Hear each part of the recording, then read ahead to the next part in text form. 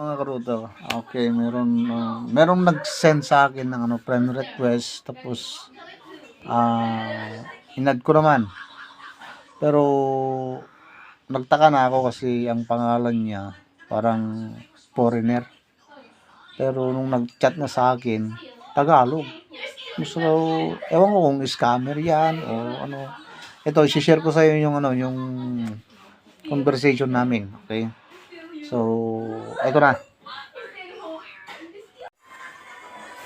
So, ito yung ewan ko kung scammer to ba or hindi.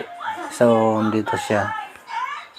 Ito yung pangalan yung yung nag-chat sa akin tungkol sa mga Bitcoin, okay? So, ewan ko kung totoo to or scam lang to, di ba? So, pangalan niya Catherine Morgan FX. So, to.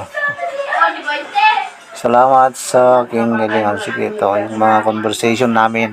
Okay, so beware po sa mga scammer ay, pero hindi ko ako naman sinasabi na scam to, pero hindi lang ako talaga kumbinsido dito sa kasi ang usapan namin dito tungkol na sa mga pera Yan, gusto mong matutunan mo yung 3,000 para kumita ng 30,000 sa loob lang na 24 minutes. Ewan ko kung totoo to. Diba? So, ito, paano? Rich coin daw. So, yan, wala naman. Okay. So, yan, sabi niya, yung 80K within 40,000, hindi ako naniniwala dyan sila So, nagtanong siya kung meron akong mga wallet dito. So, sinabi ko, Gcash. So, tutulungan daw niya ako sa diskarte. Pangalakal ng makukuha kung bibigyan ko lang siya ng tiwala, attention. Pero, paano? So, yan, ligtas, sabi niya, puhunan. So, paano nga? Yung atat na ako Ito, dinoble niya yung send niya sa akin. Yan, ibibigay ko sa iyo yan. Kaya ito, sabi ko, problema wala akong capital. So, inulit na naman yung text ng chat. So, yan. Ako naman, copy-paste ko rin yung sagot ko dito, yung tanong ko, yung reply ko so yan. So, ito ang pinoward niya yung mga yung tawag dito, package plan. So, yan, ang dami yung 2,000 mo maging 35,000. Yan, ang laging pera, di ba? Meron bang basic, pro ganyan, yung 10,000, 84. Lagi, di ba? So, yung 50,000 mo maging 165,000. O, tignan mo yung premium. Yung 1,000 magiging 3,000. So, ang laging pera to.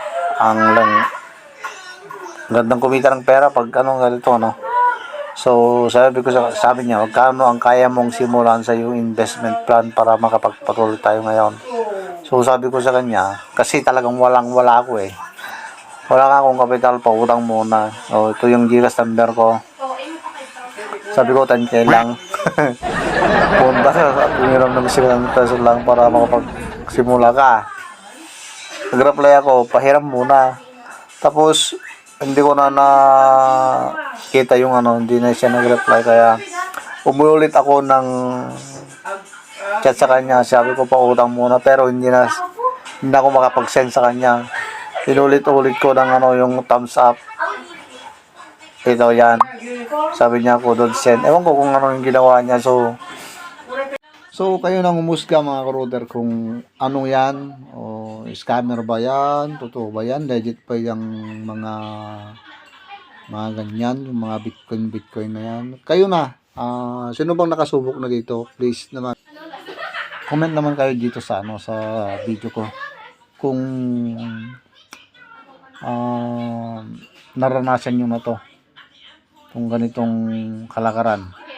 Tingnan nyo naman ang lalaki yung pera, di ba?